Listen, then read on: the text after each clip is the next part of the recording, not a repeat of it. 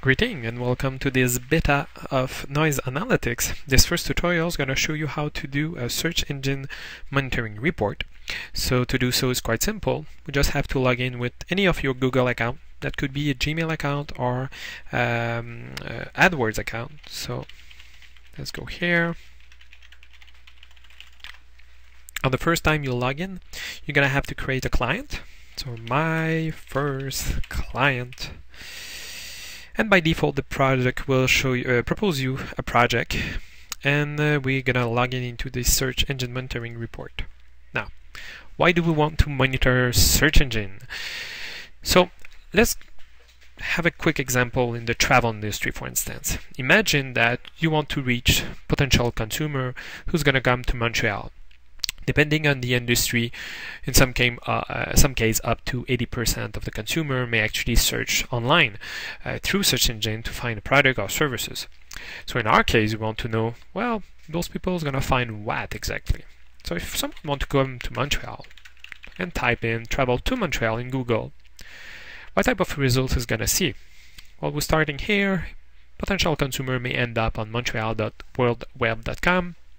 Others gonna visit Wikitravel, Lonely Planet, and New York Times. We have an idea of potential website they're gonna visit here.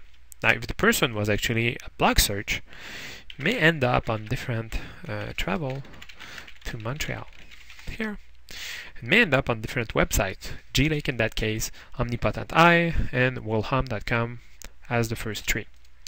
Now, if it was on Yahoo Travel, on Yahoo Canada, and type travel to Montreal, then again, the situation gets more complex as it may end up on Smarter Travel, City Guide Montreal, and TripAdvisor.com. Now, the idea was, what if we could have a visual representation of that? So let's say travel to Montreal as our first keyword for our search. Now, what you have here is that specific result visually. So the first three dots here represent the first result of three search engines. In that case, the blog result, which was G-Lake, the Google result, which was Smarter Travel, and MontrealWorld.com, which actually, was the Google result, and this one was the Yahoo result. So those three represent the first position. The second group here represent the third and the second and the third position, and the second group here represent the first page of result. Third group here represent the second page of result, and finally the last group here represent the third page of result. So we have visually the top 25 result for three different search engines, which end up with 75 little dots on our report. Now, some of those dots are white and some of those dots are empty. The reason of that is how many times a website have been seen in the result. So if we click here and look, we see that travelnewyorktimes.com actually show up 2 times in all the results we downloaded.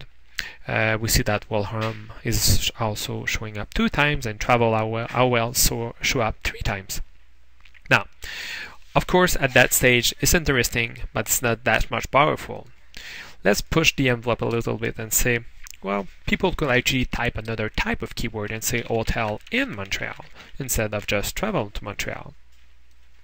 Now the system is starting the search and downloading that specific keyword. As it was the first time the keyword is typed in, he took about 6 seconds to download that information. Normally, if it's already cached in our system, it will take about 1 second. Now we see that we have different results, and in that case, the results are extremely different. DeltaHotel.com, Holiday City, TripAdvisor is still strong, and Holiday City again, Playground, etc. What's interesting is that now not only I can advertise on TripAdvisor, but if I click on one of those dots, I can actually visit the landing page itself to know exactly from where the people enter the website. So I can actually maybe have strategy, content strategy, editorial strategy, or advertising strategy to buy specifically that page and not any page on the TripAdvisor website. Now, that's interesting, but if I want to reach potential traveler for Montreal, I will obviously not search people who already type travel to Montreal. I could also search for people who maybe travel to a competitive destination. So let's say that we change that and enter travel to Quebec, hotel in Quebec, travel to Boston, hotel in Boston, travel to New York, and hotel in New York. There we go.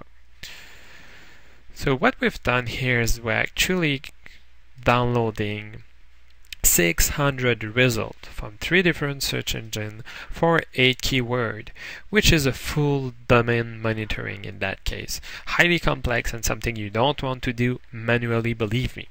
So what we have here is the full search engine monitoring result, and every little white dot represents potential websites that come up more often than the others. If you click on the little search button here, you can actually access the top website. So if I select Travel Yahoo, you will see actually that Travel Yahoo have a good footprint of potential site to visit, and you can click to visit those different pages. TripAdvisor, same thing, good footprint also in its case.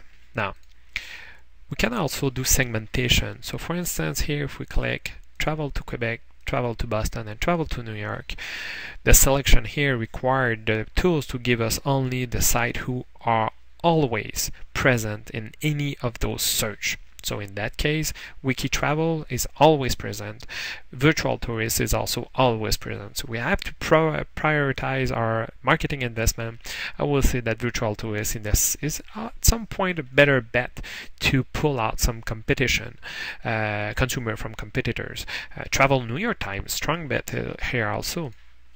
If we go with hotel, we'll see that we have a completely different type of result. We have hotel.com, Hotel Club, TripAdvisor, Omni Hotel, Fairmont, etc. So basically, this gives you an idea of the type of report and data mining you can do, and you can also export that information in XML, CSV, or GDocs, Google Docs actually. Hope this first tutorial, quite simple, helps you understand and use the tool better, and looking forward for the more advanced tutorial. Have a nice day.